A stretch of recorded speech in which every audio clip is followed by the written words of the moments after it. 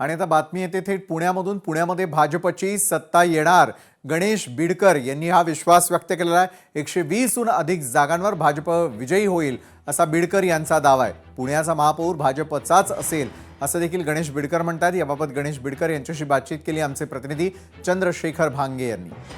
पुण्यामध्ये मतदानाची वेळ संपलेली आहे आणि माझ्या समेत या सगळ्या विषय बोलण्यासाठी भाजपचे प्रचार प्रमुख गणेश बिडकर आहे। खरं तर गणेश बिडकर यांनी भाजपला 110 पेक्षा अधिकच्या जागा येतील असा दावा केला आहे आणि महापौर हा जो भाजपचाच असणार आहे हा सुद्धा दावा केला आहे। भाऊ, खरं तर प्रचार सगळा संपलेला आहे, अत्यंत पॉझिटिव्ह तुमच्या प्रभागामध्ये आणि शहरामध्ये सुद्धा भाजपला वातावरण होतं।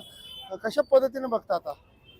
निश्चितपणे भारतीय जनता पार्टीच्या नेतृत्वाने पुणे शहराचा जो रोडमॅप आखला आहे, जी विकासाची दिशा पुणे शहराला दिली, त्याचाच हा परिणाम आहे की पूर्ण शहरभर भारतीय जनता पार्टीची एक वेव तयार झाली आहे। त्यातूनच कार्यकर्त्यांचा संच, या विचाराचा असणारा मतदार आणि योग्य उमेदवार, योग्य नेतृत्व याचं एक मोठं समीकरण जुळून आलं। त्यातनं एक मोठा विजय भारतीय जनता पार्टीला शहरात मिळताना दिसतो। जागांचं समीकरण जर का तुम्ही बघितलं तर ते कुठंच तिथपर्यंत दिसत नाहीये, किंबहुना तेवढ्या जागा ते लढतही नाहीयेत त्या ताकदीने।